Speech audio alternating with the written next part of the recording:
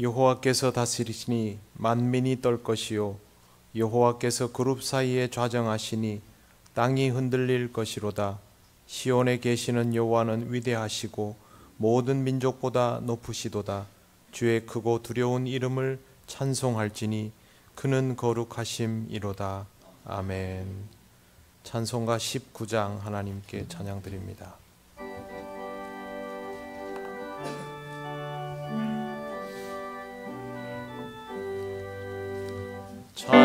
찬송하는 소리 있어 사람 기뻐하도다.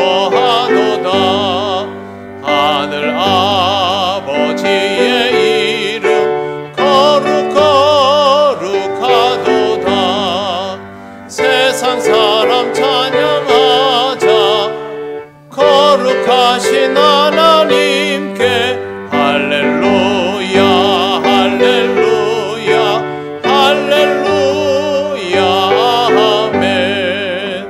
하나님의 나라 권세 영원토록 있도다. 하나님의 영광 나라 거룩하도다. 하늘 보좌 계신 주님 세상 주관하시도다. 할렐루야 할렐루야 할렐루야 아멘. 하나님의 크신 섭리 그 뜻대로 되도다. 우리 아버지의 뜻은 거룩하도다.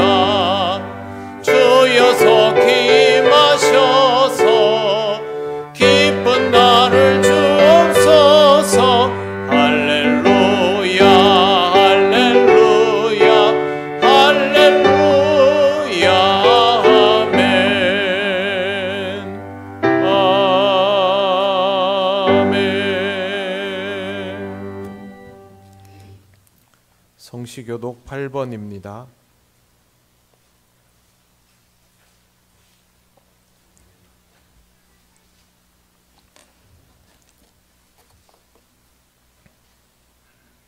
어리석은 자는 그의 마음에 이르기를 하나님이 없다 하는도다.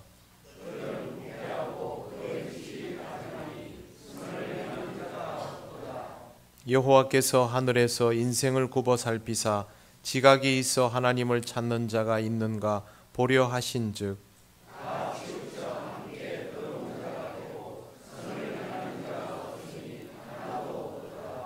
죄악을 행하는 자는 다 무지하냐. 그들이 떡 먹듯이 내 백성을 먹으면서 여호와를 부르지 아니하는도다.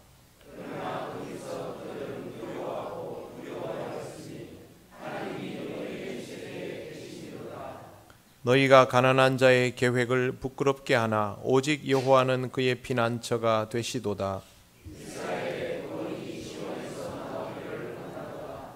여호와께서 그의 백성을 포로된 곳에서 돌이키실 때에 야곱이 즐거워하고 이스라엘이 기뻐하리로다. 아멘. 나는 전능하신 아버지 하나님 천지의 창조주를 믿습니다. 나는 그의 유일하신 아들 우리 주 예수 그리스도를 믿습니다. 그는 성령으로 잉태되어 동정녀 마리아에게서 나시고 본디오 빌라도에게 고난을 받아 십자가에 못 박혀 죽으시고 장사된 지 사흘 만에 죽은 자 가운데서 다시 살아나셨으며 하늘에 오르시어 전능하신 아버지 하나님 우편에 앉아 계시다가 거기로부터 살아있는 자와 죽은 자를 심판하러 오십니다.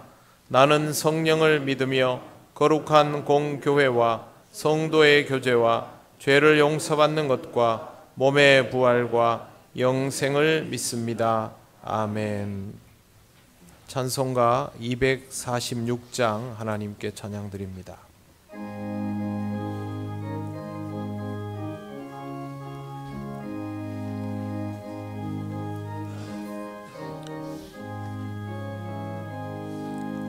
나 가나안 땅 귀한 성에 들어가려고 내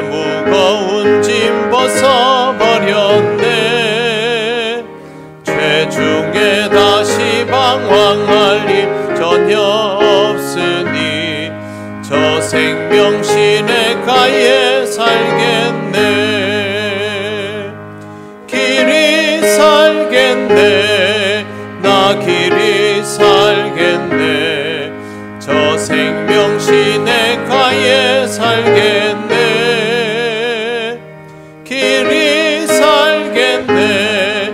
나 길이 살겠네.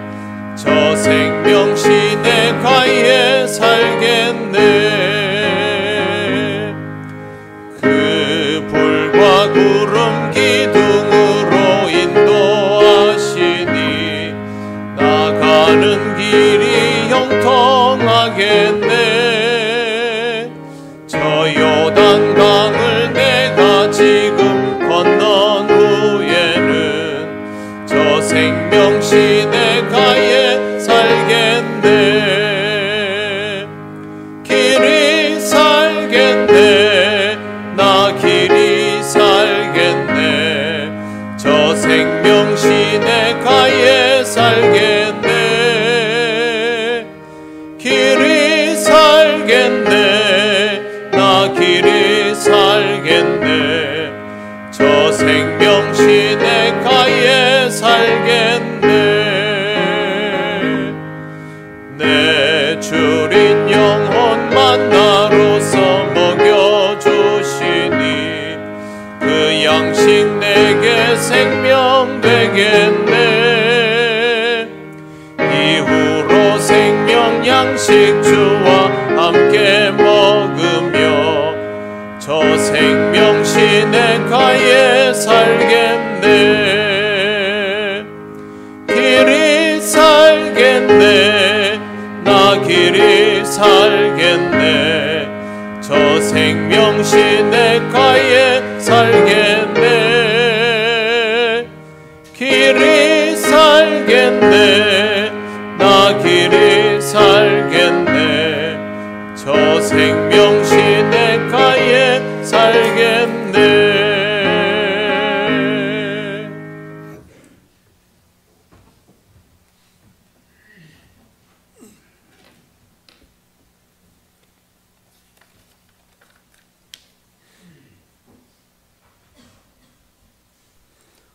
저희 모든 인생의 주인이 되시며 세상 만물과 역사를 주관하시고 다스리시는 하나님 아버지, 저희에게 거룩한 주일을 허락하여 주시고 주님 앞으로 부르시어 아버지께 예배하게 하시니 감사를 드립니다. 이 시간 저희가 하나님의 이름에 합당한 영광을 하나님께 돌리게 하여 주시옵소서. 저희가 하나님의 자녀로 거룩하고 어렵게 살기를 원하지만 세상을 살면서 하나님의 말씀대로 살지 못하고 알고도 지은 죄, 모르고 부지불식간에 지은 죄가 있음을 고백하오니 저희의 죄를 용서하시고 도말하여 주시어 하나님 앞에 온전한 자로 예배하게 하여 주시옵소서.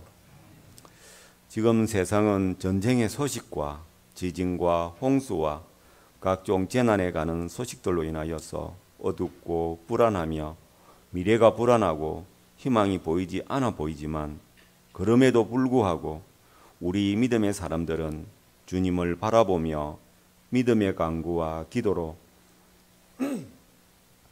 하나님을 의지하게 하옵시며 주님으로 인하여 희망을 가지고 소망을 가지고 하루하루의 생활이 힘듦에도 불구하고 감사와 기쁨으로 살아가는 저희 모두가 다 되게 하여 주시옵소서. 저희가 서로의 다름을 인정하게 하시고 서로의 약함을 보듬어 주시며 힘이 되어 주며 서로 기댈 수 있는 믿음의 지체들이 되게 하여 주시옵소서. 안수 지사님들의 토요성 새벽 공부를 통해서 주님께 처음 서약을 했던 그 시간들을 기억하게 하시고 믿음의 주요 온전케 하시는 하나님을 기쁘시게 하는 일꾼들이 되게 하여 주옵소서. 피곤한 몸을 깨워 하나님 앞에 세워 충성되이 복종하는 아름다운 우리 모두가 되기를 간구합니다. 통영을 주의 말씀으로 깨울 전도대 위에 주의 성령께서 마가의 다락방에 임하셨던 것처럼 모든 전도 대원들 위에 임하시어 주의 복음이 이 땅에 덜불같이 퍼져가며 핵심하며 돌아오는 자가 무수히 많게 하시며 이단과 사이비들이 이 땅에서 소멸되게 하여 주옵소서. 날씨의 변화가 조석으로 변화무쌍하여 건강한 이들도 컨디션을 유지하기가 어려운 시기입니다. 특별히 연로하신 어르신들과 요아들과 병약한 이들이 자칫 건강을 잃을까 염려되오니 주님 새 힘을 허락하여 주시고 강건함을 허락하여 주셔서 항상 건강하게 살아갈 수 있도록 건강의 복을 허락하여 주시옵소서. 주일학교 어린 영혼들을 사랑하여 주시고 여러 성도들의 사랑과 기도와 관심 가운데 믿음의 사람으로 잘 성장하여 가게 하시고 수고하며 어린 영혼들을 품고 항상 기도하며 애쓰고 수고하는 교사들 위해 축복하여 주시고 필요를 따라서 주님께서 공급하여 주시옵소서. 주의 교회를 위하여 육체의 수고를 마다하지 않는 이들과 예배를 돕는 손길 그리고 성도들의 점심 식사를 위하여서 주방에서 수고하는 섬김 위에 주님 그 수고와 헌신을 기억하여 주시고 축복하여 주시옵소서. 하나님 아버지, 저희가 서로 사랑하게 하여 주시옵소서. 서로에게 힘이 되어지게 하여 주시옵소서. 서로를 위하여 기도할 수 있게 하옵소서.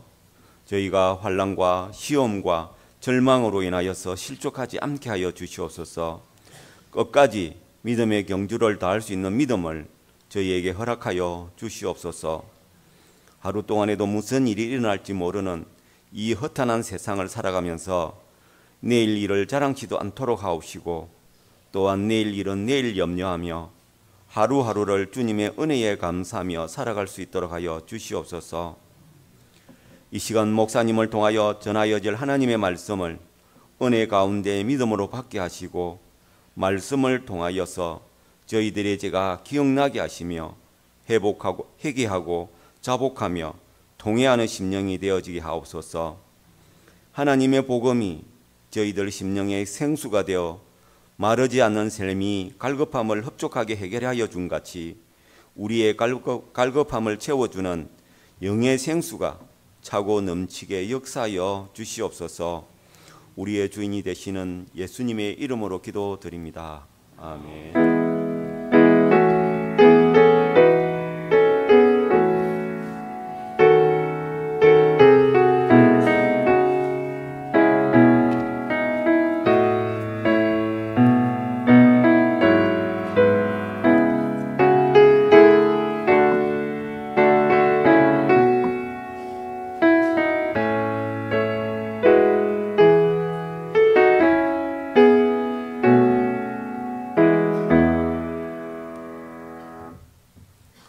하나님 말씀 요한복음 6장 60절에서 69절입니다.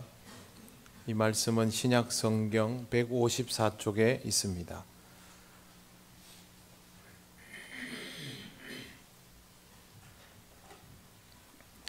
요한복음 6장 60절에서 69절 말씀을 봉독합니다. 제자 중 여럿이 듣고 말하되 이 말씀은 어렵도다 누가 들을 수 있느냐 한데 예수께서 스스로 제자들이 이 말씀에 대하여 수군거리는 줄 아시고 이르시되 이 말이 너희에게 걸림이 되느냐 그러면 너희는 인자가 이전에 있던 곳으로 올라가는 것을 본다면 어떻게 하겠느냐 살리는 것은 영이니 육은 무익하니라 내가 너희에게 이른 말은 영이요 생명이라 그러나 너희 중에 믿지 아니하는 자들이 있느니라 하시니 이는 예수께서 믿지 아니하는 자들이 누구며 자기를 팔 자가 누구인지 처음부터 아심이러라. 또 이르시되 그러므로 전에 너희에게 말하기를 내 아버지께서 오게 하여 주지 아니하시면 누구든지 내게 올 수 없다 하였노라 하시니라. 그때부터 그의 제자 중에서 많은 사람이 떠나가고 다시 그와 함께 다니지 아니하더라.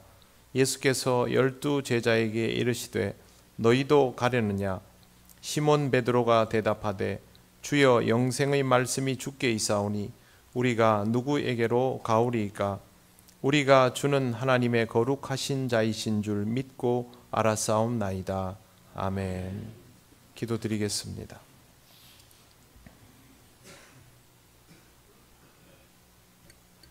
거룩하신 하나님 아버지, 하나님의 은혜를 감사합니다. 이 시간을 통하여 선포되는 말씀이 오직 하나님 뜻에 합당한 말씀이게 하시고 이 부족한 종을 통하여 영의 양식이 들려질 때에 우리 모두가 함께 듣고 깨닫는 은혜가 있게 하옵소서. 감사드리며 예수님 이름으로 기도드립니다. 아멘. 일반적인 의미에서 제자는 스승에게 배우는 사람을 뜻합니다. 그냥 선생과 학생의 차원이 아니라 구체적으로 개인적인 관계가 유지되는 상태로 가르침을 받는 이를 제자라고 부릅니다. 그런데 성경에서의 제자는 여기에 한 가지가 더 붙습니다. 그것은 바로 부르심에 따르는 것입니다. 주님이 부르셔서 주를 따르게 된 사람을 제자라고 합니다.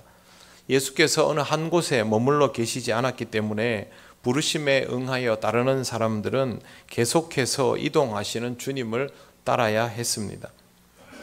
그런데 오늘 말씀을 읽는 중에 이런 내용이 있었습니다. 제자 중에 많은 사람이 떠나가고 다시 그와 함께 다니지 아니하더라. 그리스도인으로 살아가기를 이제는 포기했다라는 의미가 됩니다. 이와 같은 일이 왜 비롯되게 되었을까요? 제자는 주님을 따라다니는 사람인데 그들이 떠나버렸다면 그 이유는 예수께서 그들이 듣기에 불편한 이야기를 했기 때문입니다. 예수님께서 먼저 생명의 떡이다 라는 말씀을 하셨습니다. 예수님이 생명의 떡이면 이제 사람들이 그 떡을 먹어야 하는데 사람이 사람을 어떻게 먹는가 라는 고민을 합니다. 뿐만 아니라 인자의 피도 마시라고 하셨습니다. 이것은 예수께서 자기 희생을 하실 것이다 라는 의미로 주신 가르침이었는데 사람들은 이 말씀의 의미를 제대로 이해하지 못했습니다. 심지어 제자들 중에 여럿이 어렵도다 누가 들을 수 있느냐라고 말합니다. 예수께서 그들이 수군거리는 것을 아시고 이렇게 말씀하십니다. 너희에게 걸림이 되느냐? 그러면서 이 말씀을 이으셨습니다. 62절을 보시겠습니다. 그러면 너희는 인자가 이전에 있던 곳으로 올라가는 것을 본다면 어떻게 하겠느냐? 아직도 영적인 것의 의미를 전혀 이해하지 못하는 것이 수군거림의 이유였는데 이 정도 수준이면 내가 갑자기 너희들 앞에서 승천하면 받아들일 수 있겠느냐라는 뜻입니다. 우리는 성경 전체를 보면서 예수님이 곧 나중에 승천하실 것이다 라는 걸 알고 있지만 제자들은 거기에 대한 이해가 지금 전혀 없는 상태입니다. 나중에 부활하신 주님을 만난 제자들은 예수님이 승천하시면 아 그렇게 되는구나, 우리가 오실 영을 기다려야 되겠구나 라고 받아들였지만 지금 이 상태로 예수님이 승천하시면 어떤 반응을 보일까요? 어디로 가셨지? 어떻게 사라지셨지? 그런 궁금증만 가지고 있을 것 아닙니까? 예수님은 분명히 인자가 이전에 있던 곳으로 올라가는 것이다 라고 표현을 하고 계심에도 불구하고 아직 영적인 수준에 올라 있지 못한 사람들에게는 그냥 어느 순간 갑자기 예수님이 시야에서 사라진 것 그 이상도 그 이하도 아닌 것입니다. 하나님의 나라로 가는 것이다 라는 말도 이해하지 못합니다. 이런 것들을 알게 해주시려고 미리 가르쳐 주시는데 제자들은 이것을 이해하지 못하며 수군거리고 있는 것입니다. 이런 수군거림이 있었을 때 예수님은 제자들의 형편을 고려하시지 않습니다. 내가 얘기하는 것이 너무 어렵느냐 그렇게 하시지 않고 오히려 이 부분을 아주 선명하게 말씀하십니다. 63절을 보십시오. 같이 읽겠습니다. 살리는 것은 영이니 육은 무익하니라. 내가 너희에게 이런 말은 영이요 생명이라. 아멘. 두 가지를 말씀하십니다. 첫째는 살리는 것은 영이고 육은 무익하다. 딱 잘라 버리셨습니다. 우리는 육체가 참 중요하고 그것을 가볍게 볼 수가 없고 끝도 없이 영향을 받고 있는데 단칼에 잘라버리신 것입니다. 예수님은 왜 이렇게 단호하실까요? 육체를 가지고 살아도 우리의 진정한 가치는 영적인 것을 통하여 구현되기 때문입니다. 매일 밥 먹고 사는 것, 그리고 그것을 위하여 열심히 돈을 버는 것이 너무도 중요하지만 그것으로 우리 인생이 결정되지 않는다고 가르쳐 주신 것입니다. 지금 여러분 옆에 있는 분들 한번 보십시오. 여러분이 보는 그분이 매일 새끼밥 열심히 먹는 사람, 그것 때문에 하루 종일 죽으라고 일만 하는 사람이라고 판단하면서 보십니까? 그렇게 보지는 않지요. 이게 우리에게 사실상 가장 중요한 일이라고 생각하면서 살아가고 있음에도 불구하고 우리를 같이 판단할 때는 사람을 절대 그렇게 보지 않습니다. 더구나 우리가 구원받는 일은 하나님과의 영적인 관계를 통하여 이루어지는 일입니다. 그런데 영적으로 눈이 떠지지 않으면 굉장히 심각해지는 것입니다. 두 번째, 주께서 우리에게 주신 말씀은 전적으로 영적인 것입니다. 너희에게 이른 말은 영이요 생명이라. 그렇다면 우리는 영적인 차원으로 말씀을 들을 수 있는 사람이 되어야 합니다. 배가 고프면 밥을 먹어야 하고 영이 고프면 영의 양식, 생명의 말씀을 들어야 합니다. 배가 고픈데 영의 양식을 먹었다고 배가 불러지지는 않습니다. 그리고 영이 고픈데 밥만 먹는다고 영의 굶주림이 채워지는 것도 아닙니다. 물론 영적인 것은 전혀 쉽지 않습니다. 그러다 보니 영적이게 되는 과정에 이르기까지 여러 가지 문제에 직면하고 또 문제를 일으킬 수도 있습니다. 지금 제자들이 예수님의 말씀에 믿음을 가지지 못하면서 일어나게 되는 모든 일들이 거기에 해당이 됩니다. 64절 말씀을 보십시오. 그러나 너희 중에 믿지 아니하는 자들이 있느니라 하시니 이는 예수께서 믿지 아니하는 자들이 누구며 자기를 팔 자가 누구인지 처음부터 아심이러라. 예수님은 둘로 나누어서 말씀을 하십니다. 믿지 아니하는 자들, 그리고 예수님을 팔 자. 예수님을 팔 자는 가룟 유다인 것을 금방 알겠는데 믿지 아니하는 자들은 누구일까요? 12 제자 중에서 말씀하시는 것일 수도 있고 그보다 더 많은 제자들을 포함하여 말씀하시는 것일 수도 있습니다. 성경에 보면 나중에 보면 거의 다 떠나버린다 하니까 이 사람들을 대상으로 했을 가능성이 높습니다. 주목할 부분은 제자인 사람들이 믿음이 없는 상태로 지금까지 예수님을 따라다니고 있다는 것입니다. 제자이면서도 믿음이 없을 수 있습니다. 실제로 제자들은 부활하신 예수님을 다시 만나기까지 믿음이라고 부르기도 어려운 상태로 예수님을 따라다니고 있었습니다. 우리도 그럴 수 있다는 것을 잘 압니다. 왜 그러냐 하면 신앙 없이도 교회를 꾸준히 다닐 수 있다는 것을 이미 경험해 보았고 지금도 우리 중에는 그런 사람들이 적지 않기 때문입니다. 그러니 교회를 꾸준히 다니고 있다는 것만으로 믿음이 있다라고 말할 수는 없습니다. 나에게 정말 믿음이 있다면 나는 자청하여 하나님을 기쁘시게 하는 삶을 향해 나아가고 있을 것입니다. 잘하고 있다가 아니라 방향이 그렇게 정해지고 이미 그렇게 움직여지고 있을 것입니다. 그런 것도 없이 그냥 교회를 왔다 갔다 하고 그냥 내 인생이 편안하기만을 기도하는 수준에서 한 발짝도 더 나아가지 못하고 있다면 믿음이라고 말하기 어렵습니다. 그냥 내가 교회 다니고 있으니까 이 정도면 믿음이 있는 것 아니냐라고 착각해서는 안 됩니다. 착각은 자유지만 대가는 무겁습니다. 믿음은 그냥 생기는 것이 아닙니다. 예수께서 말씀하신 영적인 것들의 의미를 깨달을 때에 비로소 생기는 것이 믿음입니다. 교회를 다니는데 아직 영적이지 않은 사람은 자기 입으로 아무리 믿음을 말하여도 믿음이 있는 사람이라고 하기 어렵습니다. 그 사람이 믿음이 무엇인지를 모르고 있는데 그 믿음이 있는지 없는지를 어떻게 알 수 있습니까?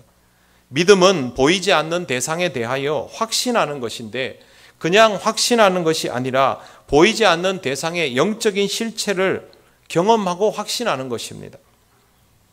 영적인 실체를 경험하는 은혜를 누리게 되면 점점 생활 속에서 그것이 드러나게 되어 있습니다. 눈으로 보이는 거 없지요. 전혀 없습니다. 그러나 내 안에서 일어나는 변화를 통하여 부인할 수 없게 되는 것입니다.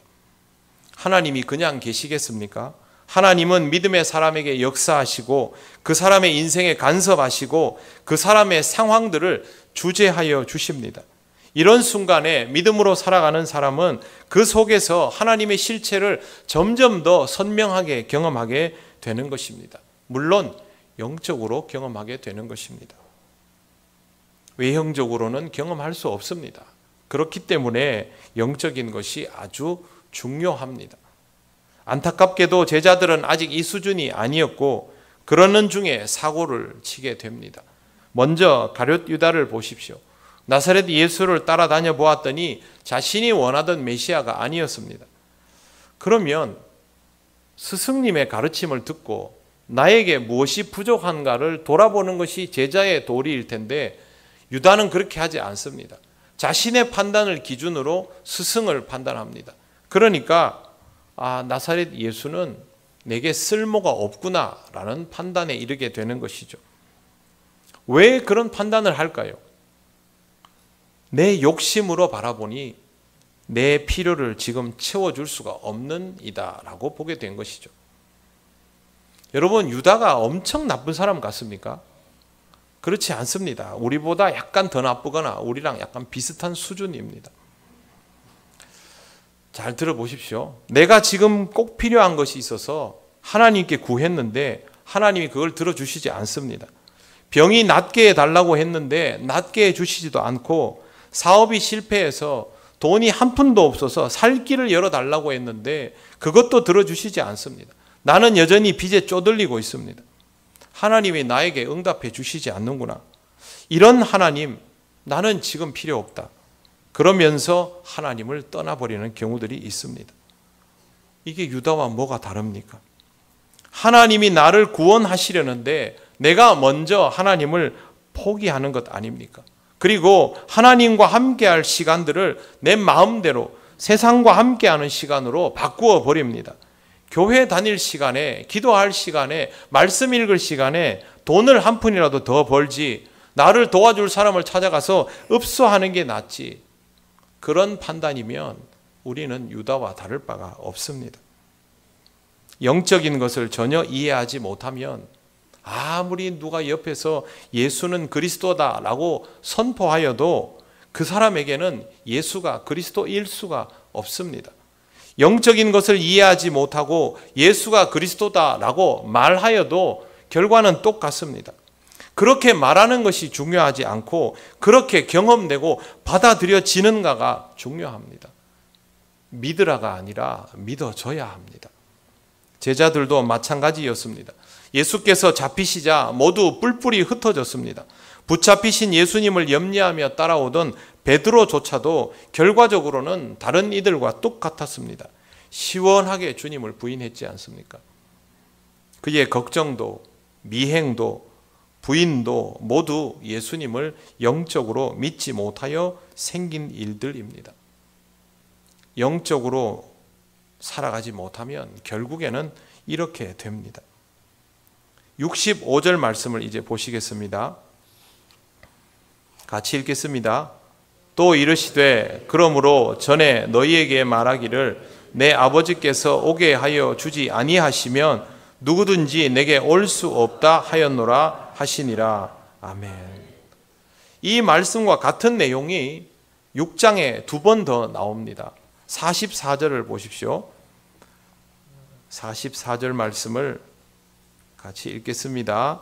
나를 보내신 아버지께서 이끌지 아니하시면 아무도 내게 올 수 없으니 오는 그를 내가 마지막 날에 다시 살리리라. 아멘.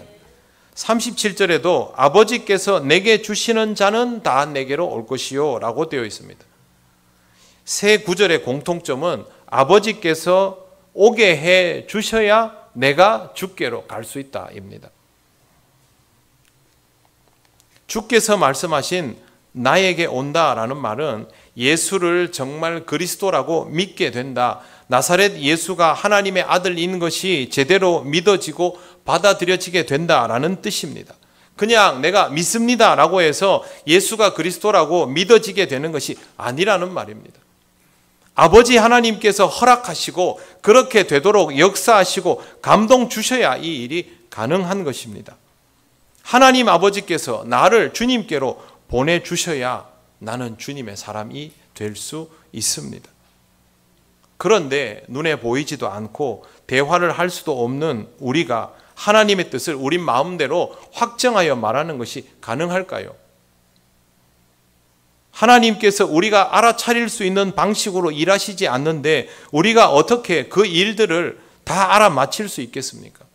우리는 모릅니다. 단정할 수도 없습니다. 따라갈 뿐입니다. 여러분, 무엇이 하나님의 역사인지 확정하고 단정할 수 있습니까? 어느 교회가 교회 부지를 이전하기 위해서 건축 기금을 마련하고 합심하여 기도하였습니다. 하나님께서 그 교회에 건축을 허락하시겠습니까? 허락하시지 않겠습니까? 어느 교회가 담임 목사님을 새롭게 모시기 위해서 마음을 모두 합하여 열심히 기도하였습니다. 세상에 둘도 없는 훌륭한 목사님을 보내달라고 기도했을 것입니다. 하나님께서 응답하시겠습니까? 응답하시지 않겠습니까? 하나님의 택한 민족이 약속의 땅에 들어가기를 바라며 마음을 모두어 구하고 기도하기를 쉬지 않았습니다. 하나님께서 그 땅에 들여보내 주시겠습니까? 들여보내 주시지 않겠습니까? 하나님 마음입니다. 그 하나님 마음과 우리 자신의 위치를 우리가 단정할 수가 없습니다.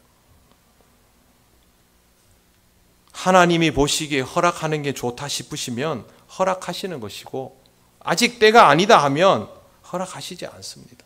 우리는 때가 되었다 생각해도 연단이 필요하다 하면 하나님 들어주시지 않습니다. 교인들이 아무리 합심하고 기도하더라도 하나님이 보시기에 이 교회는 더 강한 훈련이 필요하니 저 사람들이 원하는 훌륭한 목사님보다는 조교나 훈육관 같은 목회자가 필요하다 판단하시면 하나님은 그런 종을 보낼 것입니다. 이 교회는 고생 좀 더 해야 된다 싶으면 하나님이 함께 고생할 만한 종을 보내주실 것입니다. 건축도 마찬가지 아니겠습니까? 그들에게 정말 새로운 교회당이 필요하면 하나님이 어떻게든 들어주시겠지요. 그러나 그들에게 필요한 것이 교회당 건물이 아니라 영적인 것이 먼저다, 하나 되는 영의 공동체여야 한다라고 하나님이 판단하시면 하나님은 그것을 들어주시지 않고 오히려 영적인 준비와 영적인 성장을 요구하실 것입니다. 이걸 우리 중에 누가 마음껏 판단할 수 있습니까? 못합니다. 그래서 날마다 기도하며 우리에게 일어나는 모든 변화와 변수를 통해서 하나님의 임재를 더욱 섬세하게 느끼면서 이끄는 대로 그 믿음의 단계로 한 걸음씩 따라갈 뿐인 것입니다. 이 모든 것들의 열쇠는 영적인 상태입니다. 우리가 영적이지 못하면 이런 사실들을 분별하지 못하고 알아도 받아들이지를 못합니다. 그래서 예수께서 계속해서 영적인 것에 대해서, 신령함에 대해서 가르쳐 주시고 있는 것입니다. 그런데 이 앞에서 이 말씀은 어렵도다, 누가 들을 수 있느냐라고 다른 이들도 아닌 제자들이 수군거리고 있으니 아직은 한참 멀은 것이죠. 주님의 말씀은 그들을 살리려고 주어지고 있는데 그들은 그 말씀에게 짓눌리고 있는 것입니다. 문제가 해결되는 것이 아니라 점점 무거워지고 있습니다. 아버지께서 오게 하여 주시지 아니하시면 누구도 내게 올 수 없다는 말씀을 3번이나 반복하셨으니 제자들이 그 정도는 알아들었을 겁니다. 아, 이거 우리 마음대로 하나님께로 나갈 수 있는 게 아니구나. 하나님이 허락해 주시지 않으면 내 마음에 뭐가 있어도 내가 못 갈 수도 있구나. 내가 원하는 것들을 응답받지 못할 수도 있구나. 내가 저분을 쫓아다녀서 내 원함을 이룰 수 없을 수도 있겠구나. 그 정도 생각이 들 수 있는 것이죠. 그런데 66절을 보십시오.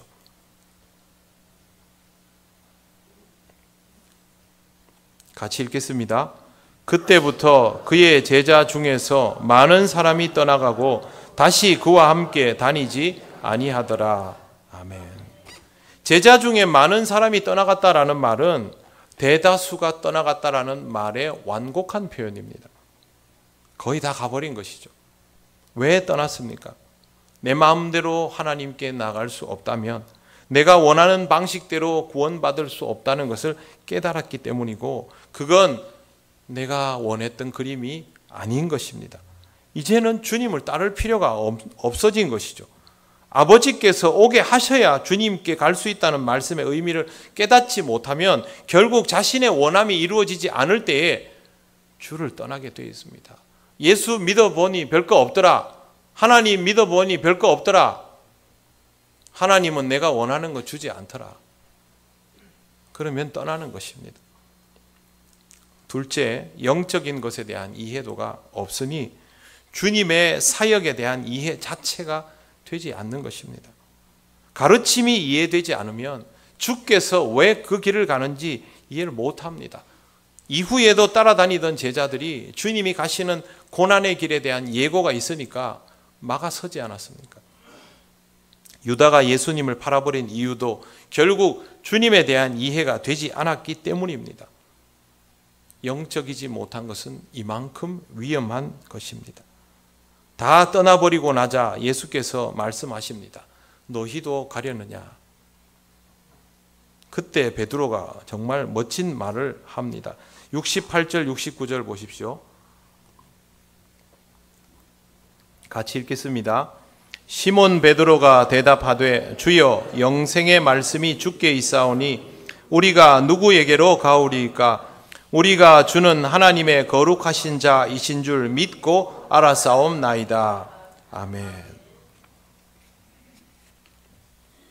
대답은 정말 잘합니다. 마치 주님이 무슨 답을 원하는지를 아는 것처럼 답안지를 본 사람처럼 대답을 합니다. 그런데 베드로는 늘 이렇게 잘 대답해 왔습니다. 그럼에도 불구하고 단 한 번도 주님 부활하시기 전까지는 이와 같은 삶을 살아보지 못했습니다. 어떻게 대답해야 하는지는 알고 있는 듯 보였는데 그러나 아는 게 아니었던 것이죠. 왜 그러냐 하면 영적인 이해가 안 되고 있는 상태라서 그렇습니다. 63절을 다시 보십시오. 살리는 것은 영이니 육은 무익하니라. 영적인 것은 좋고 육체적인 것은 나쁘다, 그 말이 아닙니다. 구원에 있어서는 영적인 차원과 안목으로만 집중해야 한다는 뜻입니다. 영적으로 주의 말씀을 이해한 것이 아니기 때문에 이렇게 훌륭한 대답을 하고도 스스로를 쓸모있게 쓰지를 못하는 것이죠. 육체를 따르는 관점을 가지고 있는 것 자체가 우리를 어리석게 만들고 주님으로부터 멀어지게 만듭니다. 밥도 먹지 말고 금식기도 하고 살아라는 말이 전혀 아닙니다. 주님으로부터 멀어진다는 말은 생명으로부터 멀어진다는 것입니다. 그런데 이 장면에서 성경 어디에도 제자들이 영적인 부분을 잘 이해 못하니까 예수님께서 이걸 더 쉽게 녹여서 풀어서 설명해 주시고 없습니다. 그냥 선포해 버리셨습니다. 귀 있는 자는 성령이 교회에게 하시는 말씀을 들을지어다.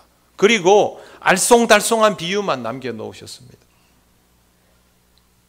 살리는 것은 영이니 육은 무익하니라. 내가 너희에게 이런 말은 영이요 생명이라. 어떻게든 영적인 사람이 되어서 예수님의 말씀을 영적으로 받아들이는 신령함을 가지고 있으라는 선포입니다. 사랑하는 성도 여러분, 주님을 떠나지 않으려면 영적인 사람으로 살아야 됩니다. 다른 방법은 없습니다. 요한복음 4장을 한번 찾아보시겠습니다. 멀지 않으니까요. 148쪽입니다. 요한복음 4장 24절 말씀 같이 읽겠습니다. 시작.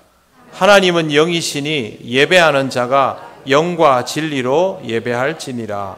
아멘. 딱 써져 있지 않습니까? 우리가 영적인 존재가 아니면 예배가 안 됩니다. 하나님은 이미 영이십니다.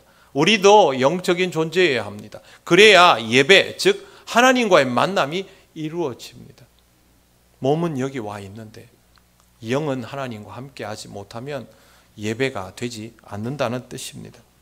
어떻게 하면 영적인 존재가 될 수 있을까요?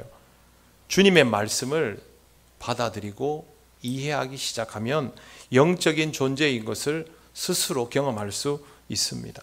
요한복음 1장 보시겠습니다. 1장 14절 말씀 이 정도 구절은 외우셔야 되는데요. 그래도 같이 합독하겠습니다. 말씀이 육신이 되어 우리 가운데 거하심에 우리가 그의 영광을 보니 아버지의 독생자의 영광이요 은혜와 진리가 충만하더라. 아멘. 이거를 여러분 자신에게 한번 적용을 해 보십시오. 말씀이 육신이 되어 나의 안에 거하시면 되는 일입니다. 그러면 내가 주의 영광을 볼 수 있게 되고 그 영광이 아버지의 독생자의 영광인 것을 깨닫게 되고 거기에서부터 은혜와 진리가 충만해집니다. 은혜와 진리가 충만한 삶은 복음적인 삶을 뜻합니다. 우리가 영적인 존재여야 복음을 사용할 수 있습니다. 복음이 중요하지요. 복음이 나를 살렸다고 말하지요. 그런데 복음이 다른 사람도 살려야 되지요. 그러면 복음의 위력이 우리에게 있어야 하지 않습니까? 내가 이 복음을 이해를 못하는데 쓸 줄 알겠습니까? 전혀 쓸 수가 없죠. 복음을 알아야 하고 그러기 위해서는 영적인 존재여야 하고 그 일이 말씀이 내 안에 거하시고 주인 되는 삶으로 이루어져야만 하는 것입니다. 전도는 행위이지만 전해지는 것은 복음이고 이루어지는 것은 하나님의 영적인 임재입니다. 그러니 영적인 존재로 살아가기 위해서 집중하시고 또 집중하시기를 바랍니다.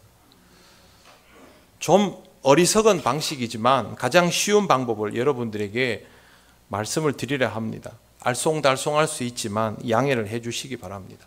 비유하자면 이런 것입니다.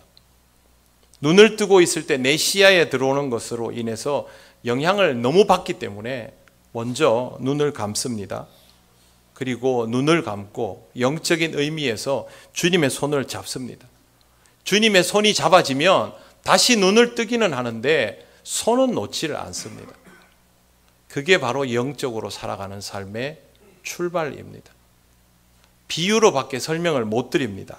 제가 실력이 더 좋으면 더 좋은 방식으로 설명을 드릴 수 있겠지만 제 경험 그대로 말씀드리면 그렇습니다. 두 눈 뜨고 있으면 안 되는 일이고 눈 뜨고 아무리 봐도 주님의 손 보이지 않으니 눈 감고 주님의 손 잡고 그 손 잡은 채로 눈 뜨고 살아가면 그때부터는 두 눈 뜨고 보아도 주님 이끄시는 대로 따르는 삶입니다. 저는 그렇게 살아가고 싶습니다. 여러분들도 그렇게 살아가면 아직 영적인 것의 의미를 잘 모른다 할지라도 출발할 수는 있을 것입니다. 그 다음은 주님과의 만남이 구현되는 것이고 주님과의 만남이 이루어지면 주님이 여러분을 붙드시고 이끄시는 역사가 시작이 됩니다. 내 고집 부리지 마십시오. 내 주장 앞세우지 마시고 내 판단을 신뢰하지 마십시오. 우리는 그렇게 대단하고 훌륭한 사람이 아닙니다. 아는 것보다 모르는 게 많고 맞출 때보다 틀릴 때가 많은데요. 모르는 것은 자꾸 뒤로 감추려 하고 틀린 것도 자꾸 숨기려 합니다. 그리고 아는 것에만 몰두합니다. 그러니 주님이 필요하지 않은 것처럼 착각하는 것이죠. 오늘 이 말씀을 여러분에게 전하는 이유를 잘 헤아려 주시기를 바랍니다. 주님은 저와 여러분을 사랑하십니다. 그래서 영적으로 살아가며 주님의 손을 놓지 않는 사람이기를 원하십니다.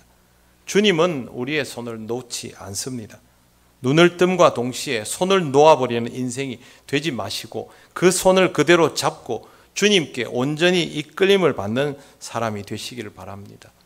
하나님께서 여러분을 통하여 주의 복음이 전해지는 놀라운 역사를 드러내실 때 내가 영의 사람이 되어가고 있구나라는 것을 직접 경험하게 될 것입니다. 믿음은 보이지 않지만 내 스스로 만들어내는 것이 아닙니다. 하나님의 작용하심에 대하여 내 반작용이 내면에서부터 영으로부터 일어나는 것이 믿음입니다. 이것은 매우 구체적이고 사실적인 것입니다. 경험한 사람에게는 너무도 선명하여 부인하기가 어려운 것이지만 경험하지 못한 사람에게는 아무리 설명을 해 주어도 확인이 안 되는 것이 영적인 영역입니다. 여러분의 신앙이 구체적으로 하나님의 임재를 경험하는 삶이 되시기를 바랍니다. 기도드리겠습니다. 하나님 감사합니다. 부족한 종이 최선을 다하여 전하였지만 이후의 모든 것들은 영이신 하나님께서 주장하시고 섭리하시고 가르쳐 주시고 깨닫게 하여 주시기를 원합니다. 우리 모두 영의 사람으로 살게 하시고 신령함으로 하나가 되는 주님의 몸된 교회가 되게 하옵소서. 예수님 이름으로 기도드립니다. 아멘. 찬송가 368장 찬양하시며 봉헌하시겠습니다.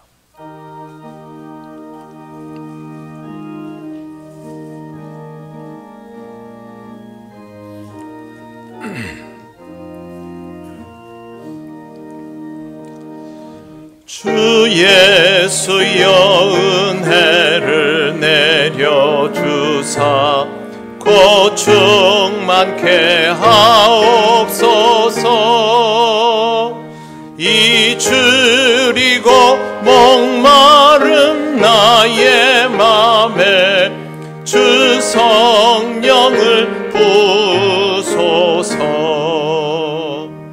주 예수여 충만한 은혜 내 영혼에 부소서.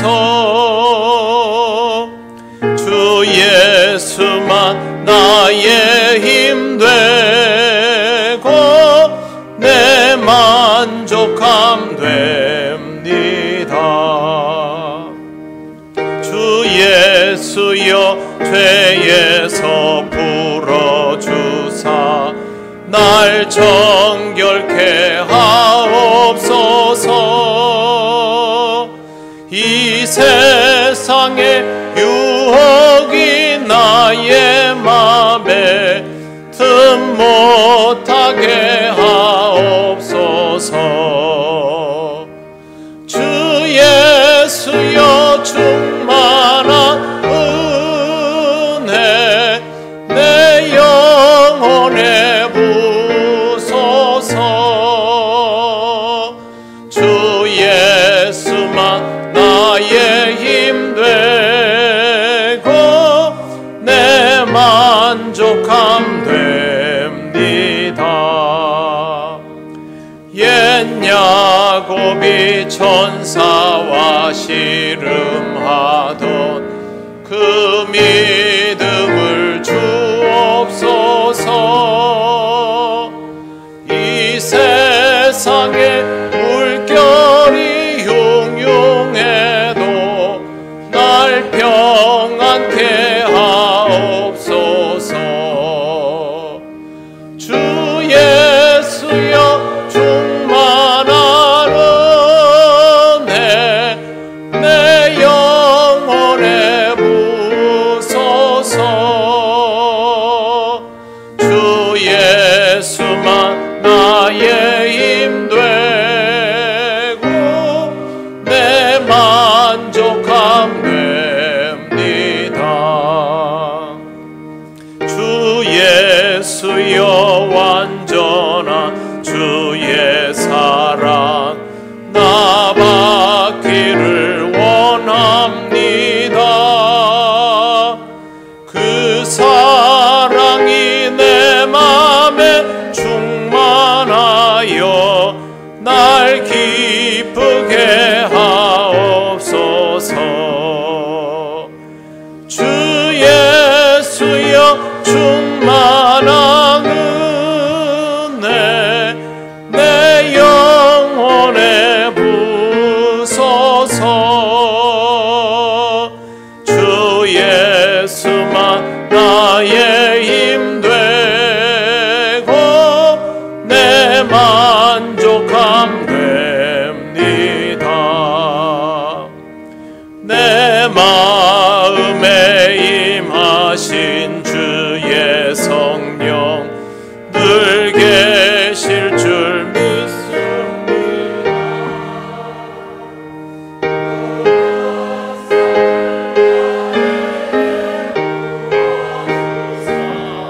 주 섬기게 하옵소서. 주 예수여 충만한 은혜 내 영혼에 부소서.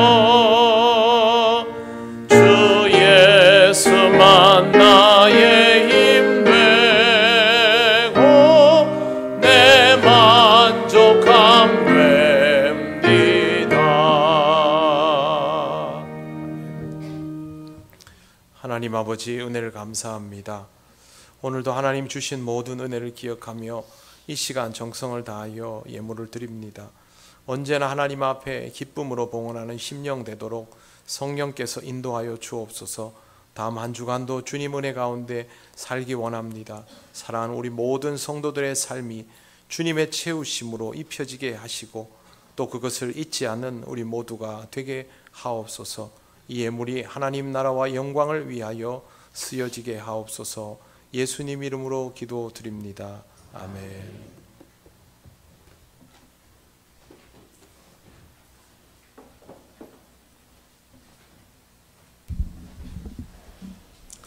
교회 소식을 알려드리도록 하겠습니다.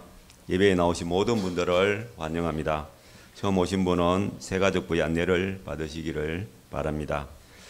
예배입니다. 정교인 첫날 새벽 기도회가 5월 1일 수요일 오전 5시 30분 본당에서 있겠습니다.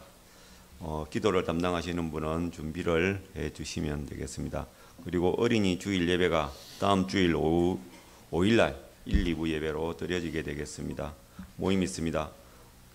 다음 주에 공동의회로 모이게 됐습니다. 2부 예배 후에 본당에서 모일 텐데요. 그 내용은 김철용 협동 안수 집사님에 대한 안수 집사 신임의 건이 되겠습니다. 그리고 재직회가 다음 주일 5일 2부 예배 후에 본당에서 있겠습니다. 그리고 목사님과 함께하는 구역 예배는 미수 3구역이 되겠습니다. 금요일 저녁 6시 30분까지 옥양실로 오시면 되시겠습니다.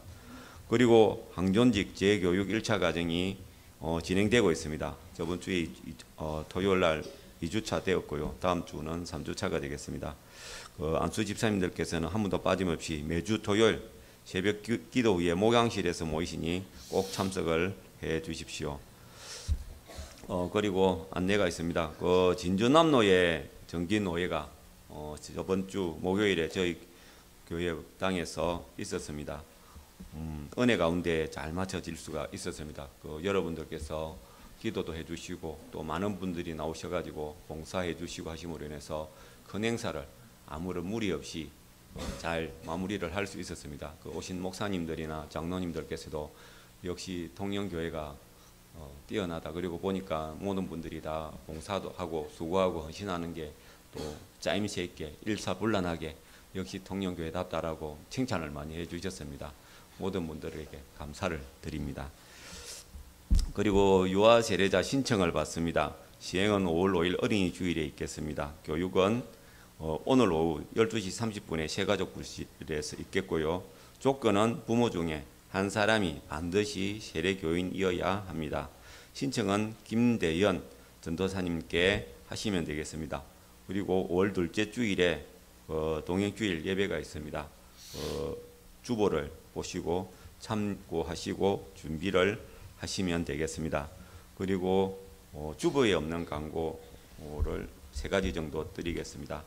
먼저는 야옹오익 청년이 저번에도 쌀을 저희들 식사하는 데 사용하라고 보내어 주었는데 또 이번에도 또 쌀을 한 포대 저희 교회에 주어서 식사하는 데 쓸 수 있도록 했습니다. 그리고 성지순례 가시는 분들은 오늘 1교육간에 1시에 모이도록 할 테니 한 분도 빠짐없이 참여를 해주시면 감사하겠습니다. 그리고 오늘 민속촌에서 식사 준비는 국수를 준비를 했다고 합니다. 그래서 면을 안 좋아하시는 분들도 있을 테니까 특히나 국수나 면 좋아하시는 분들 계시면 민속촌에 가셔서 점심 식사를 하시면 되겠습니다. 이상으로 광고를 마치도록 하겠습니다. 네, 수고는 여러분들이 다 하셨는데 칭찬은 체육대회 가서 저 혼자 다 들었습니다. 근데 우리 교회에서 행사하면 평소보다 사람이 더 많이 온다는 것을 다시 한번 확인했습니다. 그럼에도 불구하고 기쁜 마음으로 다 감당해 주시고 해서 너무 감사합니다. 여러분, 우리 교회가 노회 안에서 부러운 교회가 어느 순간 되어 있었습니다. 하나님 은혜이지요. 네, 우리는 그 은혜를 더 기쁘게 받아들이고 잘 유지해 나갈 수 있는 성도가 되면 좋겠습니다. 열심히 할수록 기도와 말씀이 중요함을 느낍니다. 여러분 스스로 신앙의 기초를 잘 다져주시고요. 5월 둘째 주가 되면 동행주일로 지켜집니다. 각각의 교구들이 지원하는 교회들에 가서 예배를 드리고, 제가 어제 해당 교회 목사님들께 전화로 인사를 다 드렸습니다. 환영만 해달라고 했습니다. 네, 그래서 기쁘게 기다리고 있겠다고 말씀하셨습니다. 여러분 각각 교구별로 잘 준비해서 올해에도 우리 통영교회의 아름다운 동행이 우리 이웃 교회들과 이루어질 수 있도록 그렇게 하시기를 바랍니다. 이제 일어나셔서 예배드린 교우들과 서로 인사하시겠습니다. 처음 오신 분들과도 인사하시겠습니다.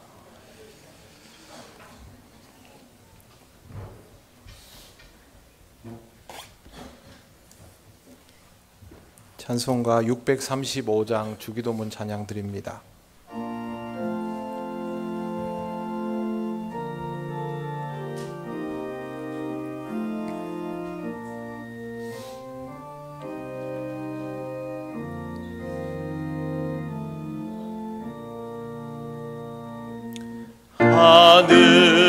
하늘에 계신 아버지 이름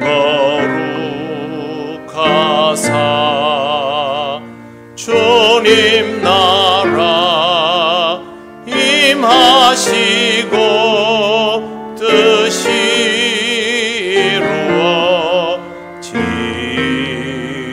이루어지이다. 일용할 양식 주시고 우리들의 큰 죄 다 용서하옵시고 또 시험에 들게 마시고 악에서 구원하소서. 내게 주의 나라 주의 권세 주의 영광 영원히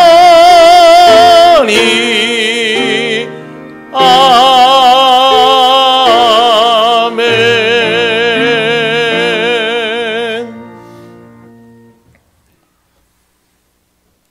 우리 주 예수 그리스도의 크신 은혜와 하나님 아버지의 놀라우신 사랑과 성령님의 교통하시고 인도하여 주심이 영적인 삶을 살아가며 신령함으로 하나님께 나가기를 원하는 이 시간 예배하는 권속들 위에 영원토록 함께 하시기를 간절히 축원하옵나이다.